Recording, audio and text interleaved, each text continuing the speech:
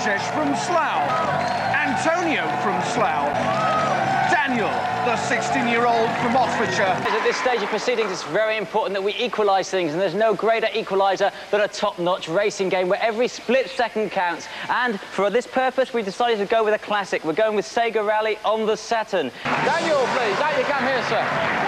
Hello, Daniel. Now, you're our Spurs supporter, and you've played very well this week, haven't you? I have. You've done very well. You've surprised us all. Yeah. Surprised us all. Now, you were giving it a bit of a Prince Nazim at the beginning of the show by saying what? I said that I was one of the greatest video games players that this country has ever produced. See what I mean? It's always nice to have a shy lad who doesn't want to be enamoured, too big for his boots, really.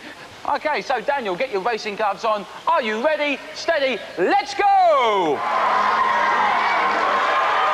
And they're off, and he's off to a flying start now. 22 seconds now. He's going for the third checkpoint, sliding through this very muddy part of the course. The corner you've really got to watch out for. It's a big bend, and that's the tactic you want to use. It's the tactic the experts use. You go up the bank to get the right line into the corner, save you having to pull too wide. But he's gone well wide. He's slowed right down. He's lost a lot of time there. He's coming up to the final. The final line is just over there, I believe. Here we go. It's the time that's going to count. 57.89.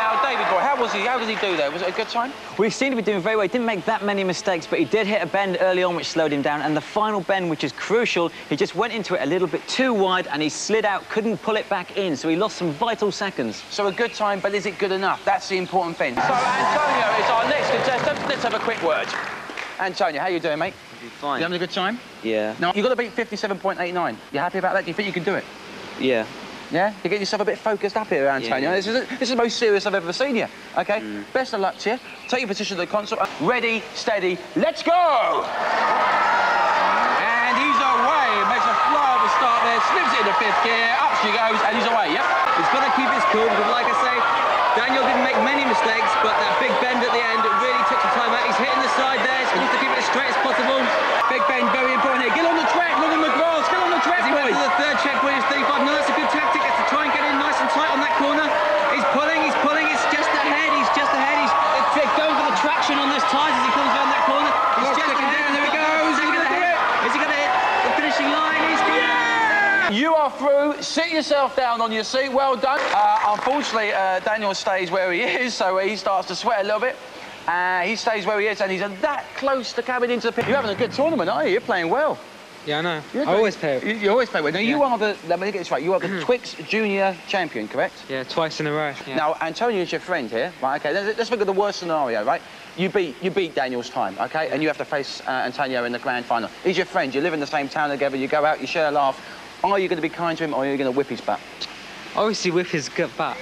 You don't care. Friendship, that goes out the window when we're talking Big Prize Zero on GamesWorld. Now, remember, 57.01 is not the time to beat. The time to beat is Daniel's time of 57.89. Now, normally this would be a pressure circumstances for anybody, but this guy seems pretty cool, doesn't he?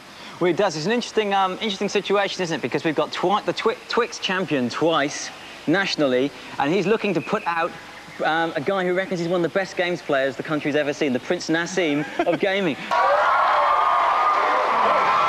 Remember, the time to beat is 57.89, and he didn't make a great start there either, did he, boy? He needs to put his foot down. He looks to be a bit sluggish. Still behind there. He's still away behind. This is bad. This is bad.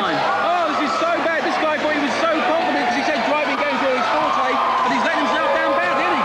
This is terrible. It looks like he's going to deliver a hefty KO to the young Prince Nazim wannabe. I can see a little smile on Daniel's face. You can see a gap here.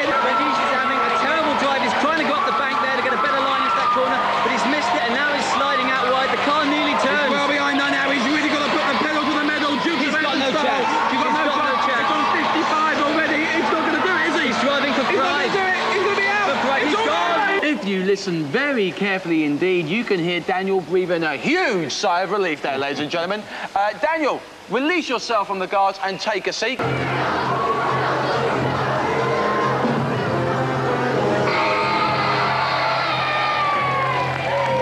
Okay, we've got two contestants left. We've got Antonio, the bright, intelligent, can speak 2 languages and is doing 3 courses, art, design and Italian, all A-level. And then we've got Daniel. He's a Spurs supporter, but apart from that, he's okay, all right? One of them will be crowned GamesWorld Champion of the Week and will get on to face our very own Mediators.